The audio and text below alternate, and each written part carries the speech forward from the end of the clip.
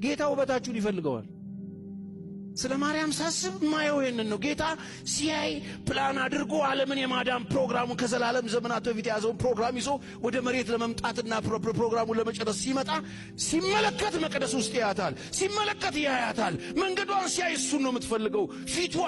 ፊቱ ናት ያለችው፣ በእግዚአብሔር ጸጋ የተሞላች ናት፣ ቅድስት ናት፣ ንጹሕ ናት። ፕሮግራሙን ለመፈጸም ወደ መሬት አምጥቶ ለመስራት ምችት ብለዋለች። ዋው! በዛን ዘመን ከነበሩ ወጣቶች መካከል እግዚአብሔር ሲመርጥ አይኑን ያሳረፈባት፣ ጸጋ የሞላባት፣ በእግዚአብሔር ፊት የምትወደድ፣ እኔ ዝም ብዬ ሳስባት ጠዋት ማታ በፊቱ ብርክክ ብላ በቅድስና የምትኖር ጨዋ ሴት፣ ወጣት ሴት፣ ቲኔጀር ሴት፣ ፊቱን የምትፈልግ ሴት። ወጣት ጌታን መፈለግ አለበት።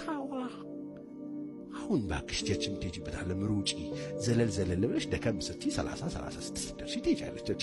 እንደሱ ነው። አንዳንድ ሰው ጉልበቱን ክለብ አስጠብቶ ኃይሉን ነገሩን ማስጨርሶ ፍርክሽክሽ ሲጀምር መስበር ሲጀምር እኔ ጌታ ቤት ይሻለኛ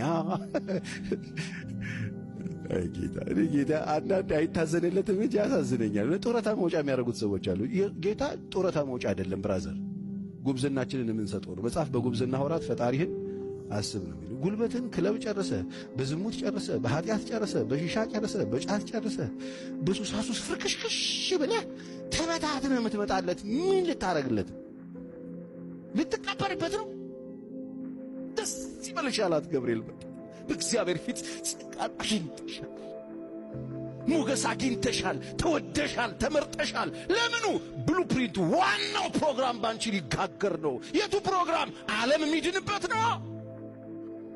እግዚአብሔር ለዓለም ያለውን ፍቅር የሚያሳየው ልጁን ባንቺ ውስጥ ሊያመጣው ነው። እንዴት ይሆናል አለችው። ይሆናል።